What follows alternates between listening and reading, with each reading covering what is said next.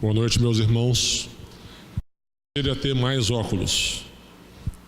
E a gente vai ficando mais velho e vai ficando menos capaz. Eu fui ao médico essa semana e ele falou que não tem muito jeito. Com o tempo, não há óculos que resolva, né? Você vai perder a capacidade de leitura mesmo. Queria agradecer a Deus pela essa oportunidade que me dá de estar aqui mais uma vez com os irmãos, ao Conselho da Igreja pelo convite, ao pastor Milton, com quem eu estive hoje pela manhã, e não pude trazer hoje a Nilza, minha esposa, que ela tinha compromissos lá na igreja, então hoje, excepcionalmente, eu vim sozinho. E saudar também ao presbítero Tadeu, presidente da nossa UPH, que ele pode estar com a Federação de Homens. Esse ano eu fui reconduzido à presidência, pode contar com a Federação de Homens, que nós estamos à disposição para ajudá-los naquilo que for necessário. Meus irmãos, vamos abrir nossas Bíblias no Salmo de número 136. Rendei graças ao Senhor, porque Ele é bom, porque a sua misericórdia dura para sempre. Rendei graças ao Deus dos deuses, porque a sua misericórdia dura para sempre. Rendei graças ao Senhor dos senhores, porque a sua misericórdia dura para sempre. Ao único que opera grandes maravilhas, porque a sua misericórdia dura para sempre. Aquele que com entendimento fez os céus, porque a sua misericórdia dura para sempre.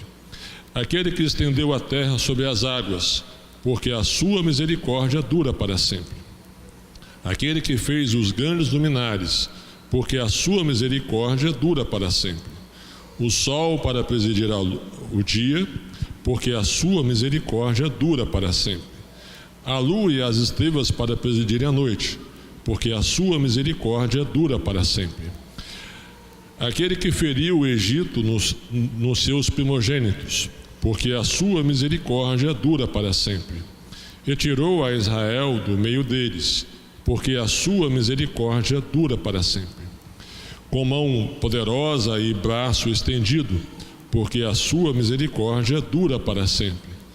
Porque separou em duas partes o mar vermelho, porque a sua misericórdia dura para sempre. E por entre elas fez passar a Israel, porque a sua misericórdia dura para sempre. Mas precipitou no mar vermelho a Faraó e o seu exército, porque a sua misericórdia dura para sempre. Aquele que conduziu o seu povo pelo deserto, porque a sua misericórdia dura para sempre. Aquele que feriu grandes reis, porque a sua misericórdia dura para sempre. E tirou a vida a famosos reis, porque a sua misericórdia dura para sempre. A Seom, rei dos amorreus, porque a sua misericórdia dura para sempre. E a Og, rei de Basã, porque a sua misericórdia dura para sempre.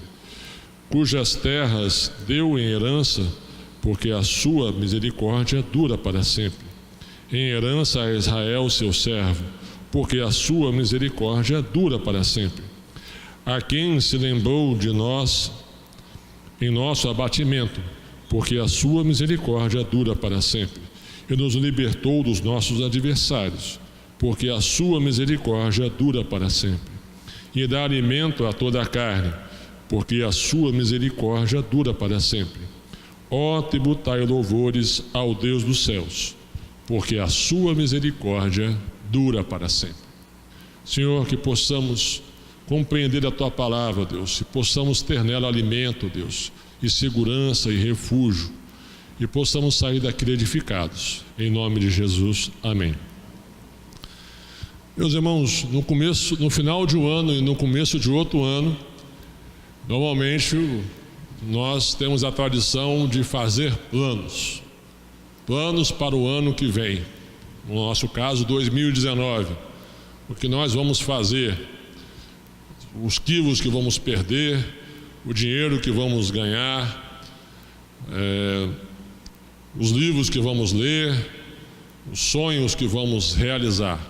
Nós somos assim, nós muitas vezes só olhamos para frente e temos o coração sempre cheio de desejos e vontades a serem realizados. Mas normalmente nós nos esquecemos de agradecer a Deus por aquilo que Ele tem feito por nós.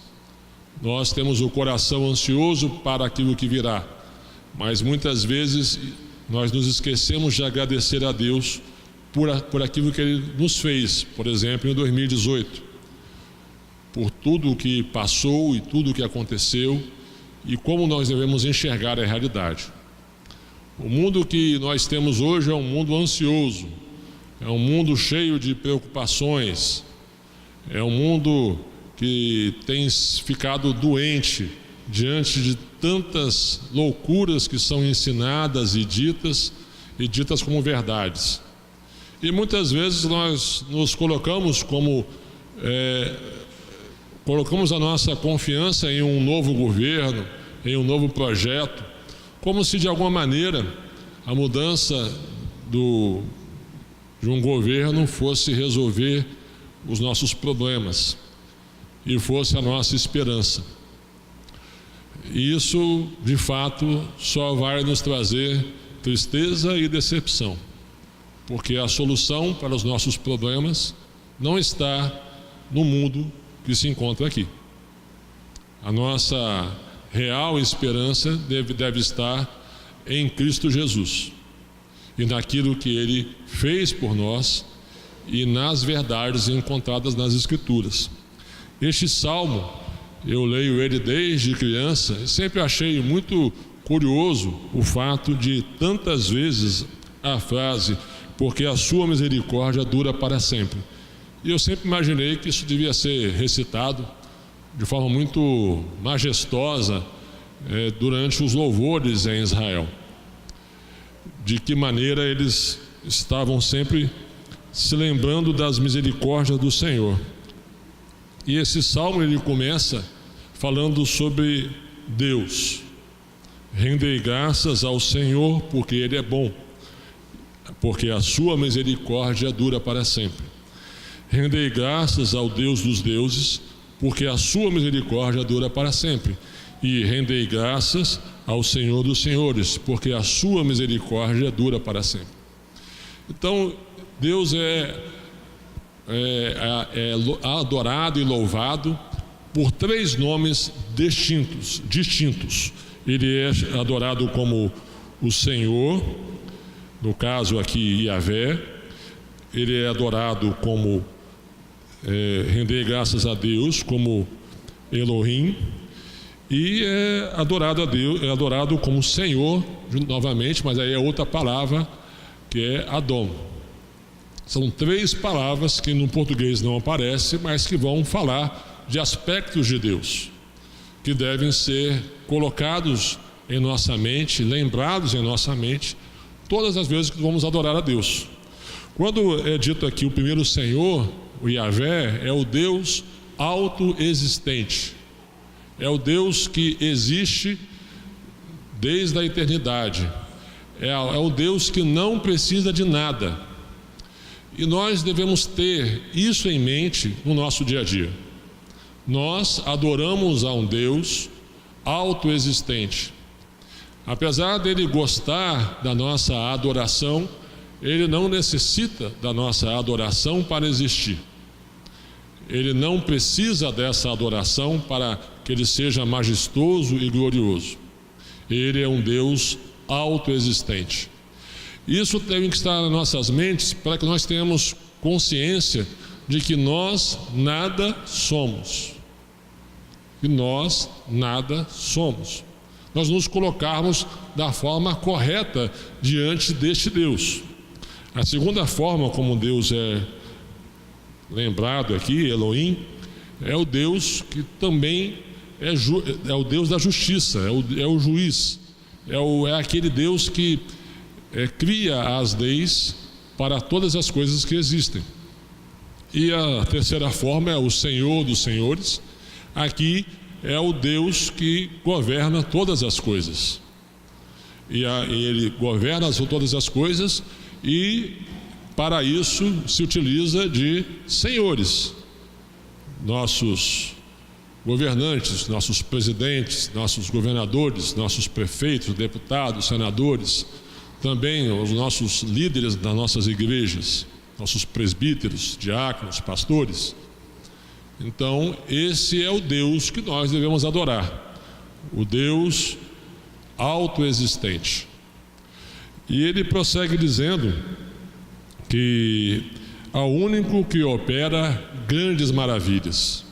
Aí você pode dizer, poxa vida, tantas pessoas fazem tantas coisas maravilhosas, nós temos tanta tecnologia, nós temos a internet, né? Nós temos carros, motos velozes, aviões, espaçonaves, mas isso diante das maravilhas de Deus são coisas que só existem porque Ele quis que existissem.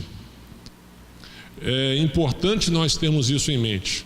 Por mais tecnológico que seja o nosso mundo, essa tecnologia, como causa primeira e última de tudo, é o próprio Deus.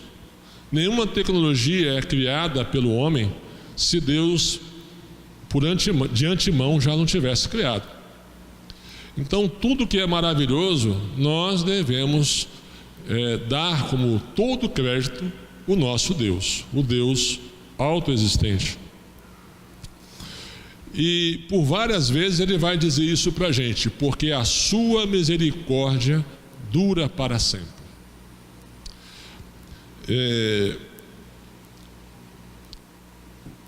Cada frase termina porque a sua misericórdia dura para sempre. E o que ele quer dizer com isso? Ele quer dizer que Deus nos ama. Deus nos ama, mas não é um amor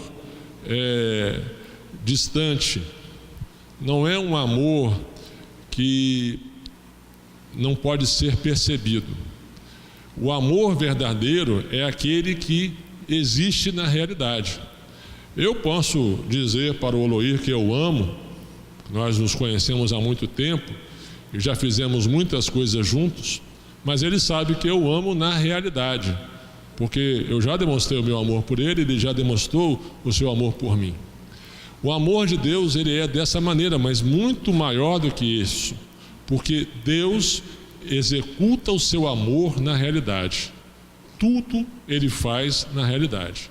Então ele nos protege, ele nos alimenta, ele vai dar uma série de razões para isso.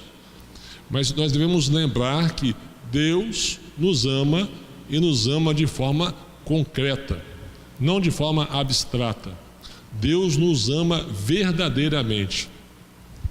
Então, uma maneira muito eficaz de você enfrentar um mundo tão difícil como o nosso, onde nós temos tantas dores e tanto sofrimento, e cada um de nós passa pelas suas dificuldades, é lembrar que a misericórdia do Senhor dura para sempre. Essa é uma maneira muito boa de você enfrentar as dificuldades. Quando alguma coisa sair fora do planejado, é você se lembrar que a misericórdia do Senhor dura para sempre. Talvez esse seja o primeiro ensino desse salmo. Lembrarmos o tempo todo que a misericórdia do Senhor dura para sempre. A Bíblia fala que nós devemos orar sem cessar. Hoje de manhã nós estávamos ensinando sobre interpretação bíblica, e a primeira coisa que nós devemos fazer para entender bem a Bíblia é orar, estar em oração. E eu fiz uma observação que é muito difícil para a gente no dia a dia, nós mantermos uma atitude de oração, porque somos o tempo todo distraídos pelas coisas deste mundo. Mas uma maneira de você manter o foco em Deus é lembrar que a misericórdia dele dura para sempre. Colocar isso no nosso dia a dia e não ser a nossa vida uma oração breve pela manhã, uma oração breve no almoço, uma oração breve ao dormir, mas uma vida de oração sabendo que a misericórdia do Senhor dura para sempre. E ele prossegue dizendo: aquele que com entendimento fez os céus, porque a sua misericórdia dura para sempre. O mundo em que nós vivemos, dizer que você é criacionista é você ser motivo de chacota. Eu já fui por mais de uma vez ridicularizado porque eu disse que eu creio que Deus criou todas as coisas. E ele está dizendo exatamente isso, porque com aquele que com entendimento, não pelo acaso, não de uma forma fortuita, mas com entendimento, fez os céus, porque a sua misericórdia dura para sempre. Aquele que estendeu a terra sobre as águas, porque a sua misericórdia dura para sempre. Aquele que fez os grandes luminares, porque a sua misericórdia dura para sempre. O sol para presidir o dia, porque a sua misericórdia dura para sempre. A lua e as estrelas para presidirem a noite, porque a sua misericórdia dura para sempre. Então, de uma maneira maravilhosa, você pode enfrentar o seu dia a dia quando você é confrontado com as dificuldades.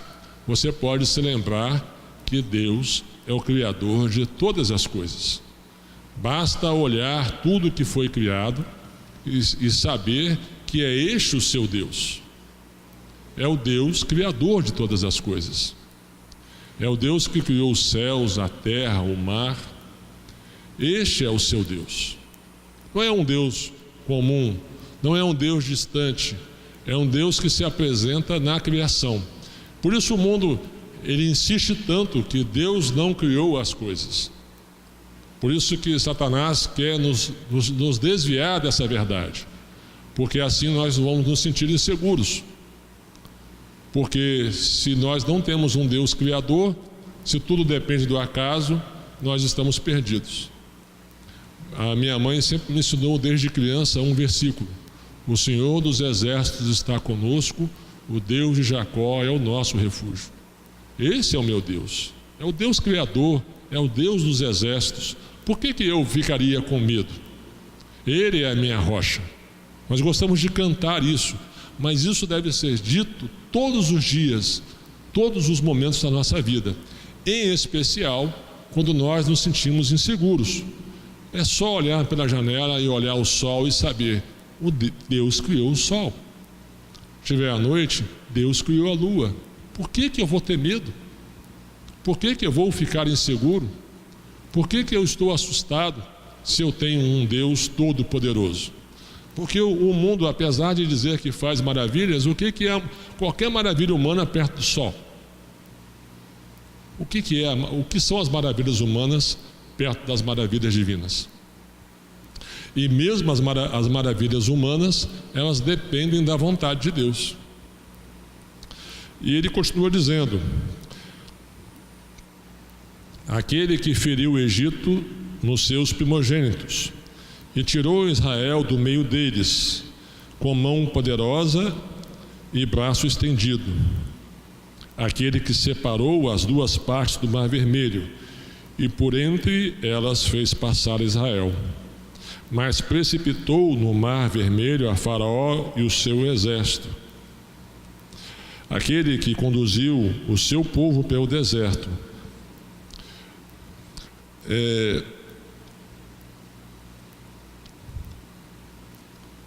Observar o que acontece conosco durante o nosso sofrimento é perceber qual é a real maturidade espiritual com que nós nos encontramos.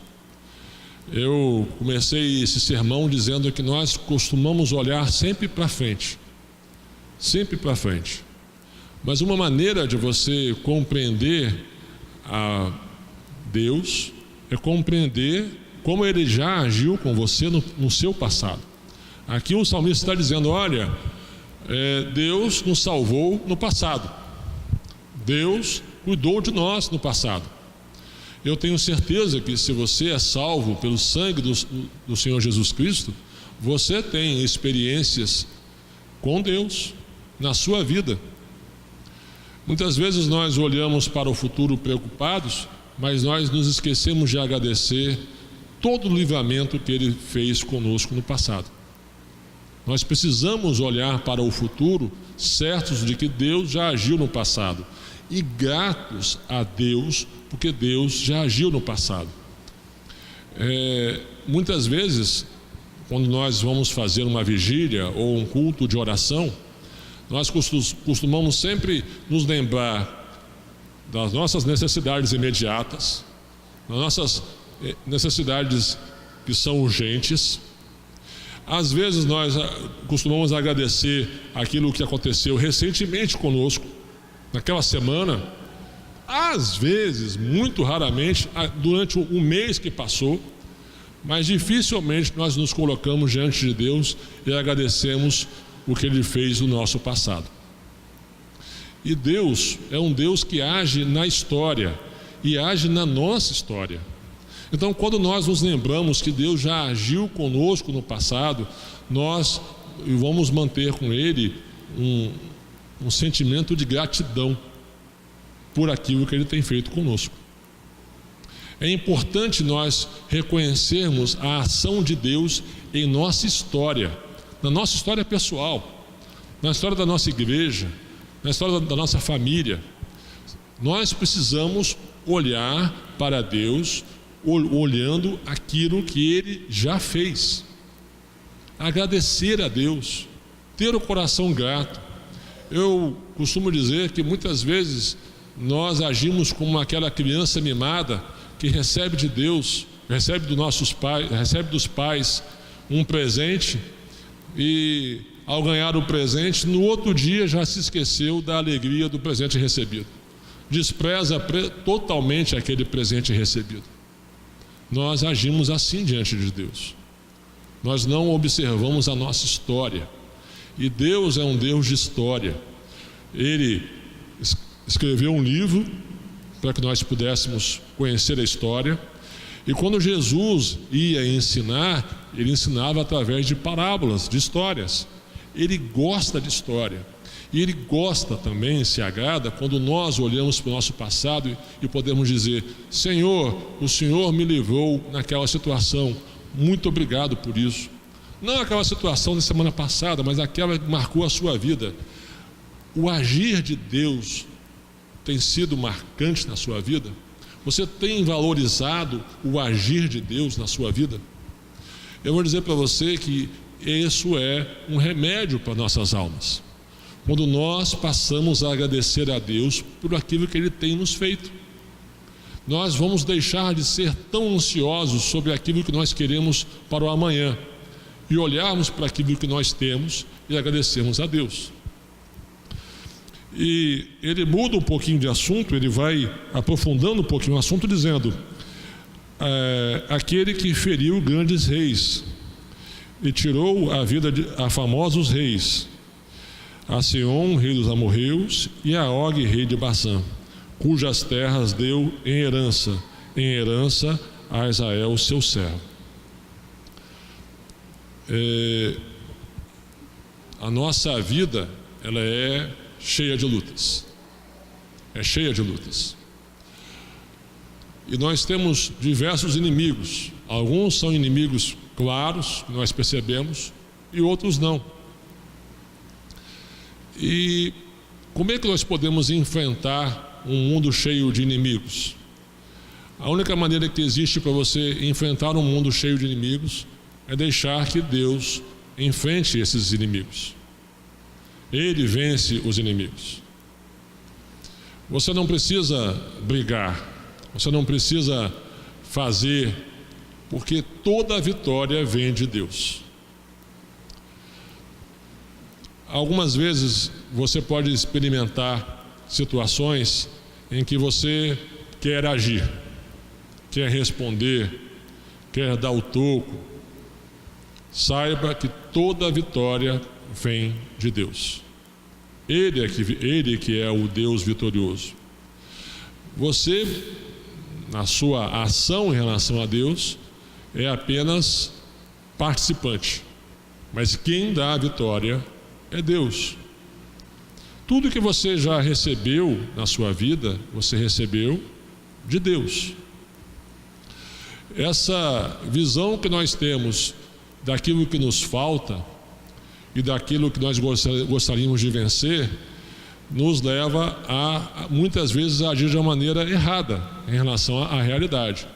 Um exemplo disso nós temos em Abraão. Abraão recebeu muitas vitórias de Deus, muitas vitórias, mas quando o filho demorou, ele e Sara resolveram agir por conta própria para vencer aquela situação. E nós sabemos o que aconteceu. Só gerou sofrimento para ele.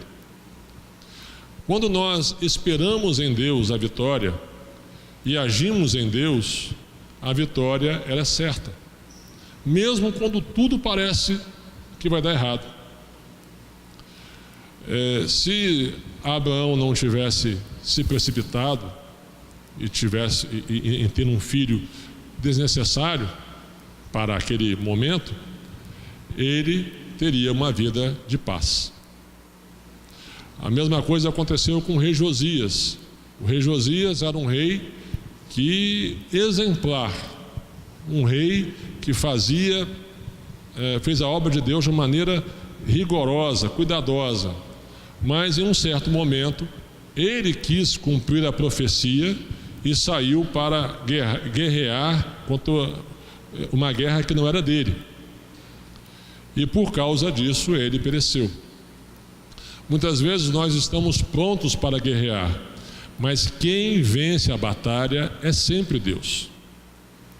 Descansar em Deus é a forma mais eficiente para que você tenha a vitória verdadeira, porque é Ele que vence as nossas batalhas. Você pode dizer, poxa vida, mas Israel lutava batalhas. Meus irmãos, quem venceu a batalha com Gideão?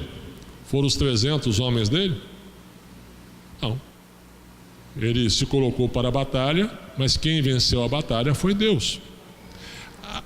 O entendimento de que é Deus que vence as nossas batalhas nos dá tranquilidade, segurança, firmeza. Quando eu falo que nós ficamos ansiosos, é porque nós queremos vencer as batalhas, nós queremos trazer a solução, e nós queremos que Deus apoie as nossas decisões, que Deus dê aquela forcinha para os nossos planos. Mas a verdade é que nós deveríamos estar aguardando em Deus. A Bíblia diz em outro salmo: esperei confiantemente no Senhor, e Ele se inclinou para mim. Então, se nós tivéssemos o real entendimento do poder de Deus, nós estaríamos gratos mesmo em meio à dificuldade. Eu vou dar um outro exemplo. Eu tinha muita dificuldade, como é que alguém pode entoar louvores a Deus depois de ser açoitado? Nós temos exemplos disso na Bíblia. Como é que alguém pode louvar a Deus depois de ser açoitado? Nós não conseguimos louvar a Deus depois que um carro fecha o nosso caminho. Nós não conseguimos louvar a Deus quando nós perdemos um emprego, ou perdemos um contrato, ou perdemos um ônibus, ou perdemos um voo, ou quando alguém encosta na gente na fila. Todas essas coisas costumam nos tirar do sério. Nós ficamos nervosos e ansiosos e bravos porque as coisas acontecem com a gente. Mas o verdadeiro cristão, quando ele está em meio à dificuldade, ele vai dizer: porque a sua misericórdia dura para sempre.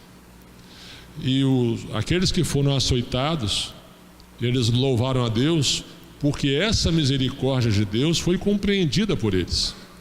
Porque Deus é um Deus de história, mas também é um Deus de entendimento. Nós deveríamos, em meio às dificuldades, estar louvando a Deus. Entendam, eu não estou dizendo que você não vai sofrer. Ninguém disse na Bíblia que quem foi açoitado deixou de sentir dor. Ninguém está dizendo isso. Mas em meio às dificuldades, nós precisamos nos lembrar que, mesmo em meio à contrariedade dos nossos planos, Deus está agindo. Esse é o verdadeiro cristianismo. Não é aquele cristianismo vitorioso em que todas as coisas vão acontecer e vai estar tudo certo e tudo vai ser conforme os nossos planos. É justamente diferente. O verdadeiro cristão é aquele que, em meio à contrariedade das nossas vontades, nós descansamos em Deus. E nós agradecemos a Deus, porque sabemos que Ele está cuidando de nós. Eu sei, meus irmãos, que nós já ouvimos isso muitas vezes, mas precisa ser uma realidade. Quando for uma realidade em nossas vidas, em meio aos açoites, em meio aos perigos, às ofensas, nós vamos agir melhor, muito melhor. E Cristo vai brilhar em nós.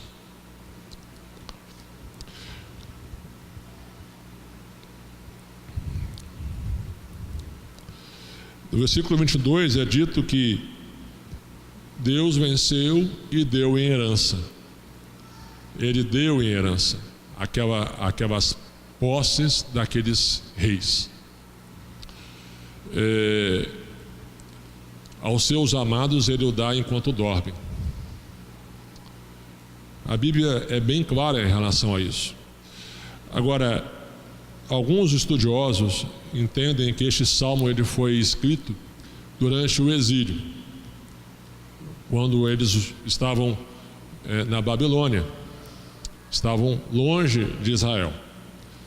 E é bem curioso que eles citam as vitórias que Deus deu no passado na libertação do Egito.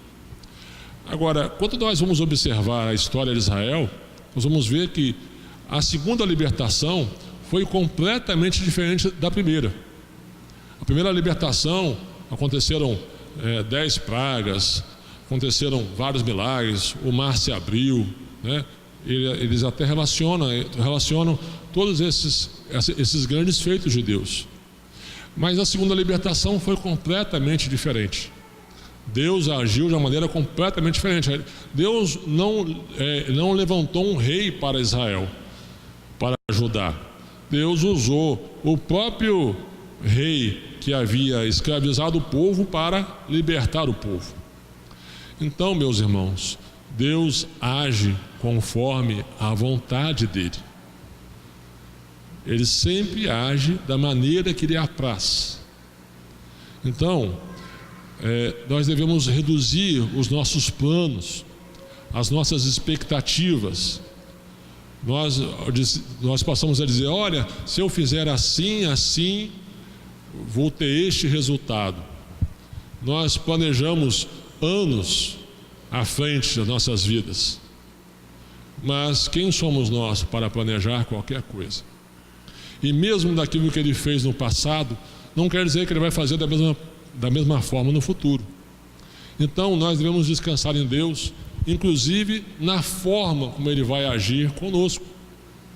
E quando Ele agir para resolver o seu problema, você deve agradecer a Ele, a cada passo, a cada momento. Porque se existe um bálsamo para o coração do homem, é agradecer a Deus. E se existe uma coisa que destrói o coração do homem, é o orgulho, a ganância e o desejo de fazer as coisas conforme a nossa vontade. Nós devemos ter em mente que Deus age de maneira soberana e apenas Deus pode ter a sua vontade executada na realidade. Somente Deus pode dizer: haja luz. Somente Deus pode ressuscitar um morto. Somente Deus pode curar. Deus é que faz. Não é a nossa vontade. Quando nós nos aproximamos de Deus e oramos, o que devemos fazer é nos colocar de maneira humilde diante dEle e certos de que Ele vai fazer a obra no tempo e da forma como Ele quiser. Nós vivemos um mundo de pessoas que querem ser vitoriosas o tempo todo, e são pessoas mimadas que querem o tempo todo que a sua vontade seja feita. Mas se nós somos verdadeiros cristãos, nós vamos dizer: que seja feita a tua vontade aqui na terra como no céu. É fácil dizer isso quando você não está sofrendo, mas isso se torna um bálsamo restaurador quando você fala isso durante a dificuldade, durante o sofrimento, quando a sua vontade é contrariada.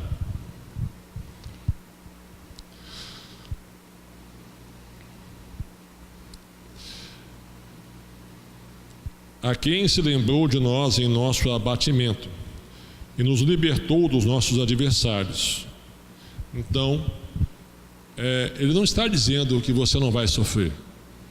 Ele não está dizendo que você não vai ficar abatido. Não fique revoltado porque você está abatido. Nem vai dizer eu não sou crente porque eu estou abatido, porque eu estou triste. Não há maneira de você passar por dificuldades e dizer que você não vai ficar abatido. Mas dá para você agradecer a Deus em meio à dificuldade, em meio ao abatimento. Porque ele vai dizer o seguinte: e nos libertou dos nossos adversários e dá alimento a toda a carne. Então, ele nos libertou no passado e vai nos libertar no futuro. Ele nos alimenta. Então, essa certeza deve preencher um coração que é grato a Deus.